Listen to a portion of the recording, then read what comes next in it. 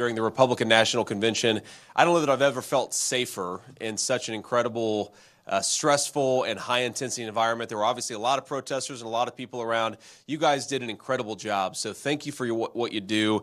And I think that what we want to talk about today is how we need to have a law enforcement policy that is just supportive of the people who are actually keeping us safe. I noticed that we were in the room earlier. We did a little round table for the media to be aware of. We did a little round table, and behind us, I didn't actually notice it until I got up and stood and looked at it, were all of these photos of fallen heroes across the state of Wisconsin, people in law enforcement who had given their life for public safety.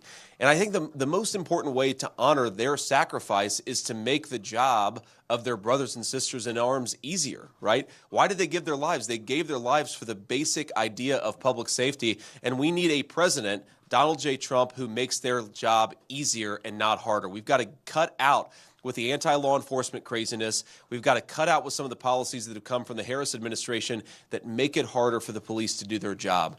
And let's just talk, thank you all, but let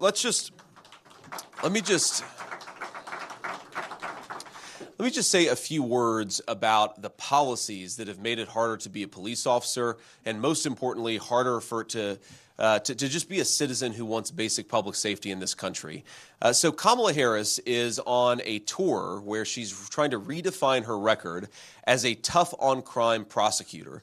And yet, if you look at Kamala Harris's record as a prosecutor, it is the opposite of tough on crime. For example, Kamala Harris pursued a policy that would recategorize people who had committed sex crimes with minors and people who had raped unconscious victims as nonviolent crimes. And what does that mean? That means those people get out of prison earlier. That means their victims have to suffer the psychological abuse of seeing them walking around our streets sooner. And that means the police officer have a few more sickos that they have to take care of instead of being in prison where those sex offenders belong.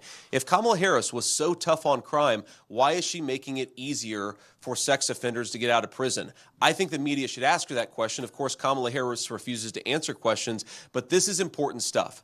I grew up in a family where we didn't have a whole lot of money, and I was raised by a tough-as-nails grandmother who, despite the fact that we didn't always live in the easiest neighborhood, we had something that our country believed every child deserved. Whether they were rich or poor, our country believed that every child deserved public safety. And as Republicans, we don't think the government should do everything, but the things that it needs to do, it has to do well, and public safety is at the very top of the list. How can you have a country? How can you have an American dream? How can you have poor children who look to the future with optimism and hope if they can't walk down the streets of their neighborhood safely? And these police officers fight to make that a reality every single day. And Kamala Harris is making their job harder, and Donald Trump is going to make their lives easier. That's why we're going to reelect him the 47th president of the United States.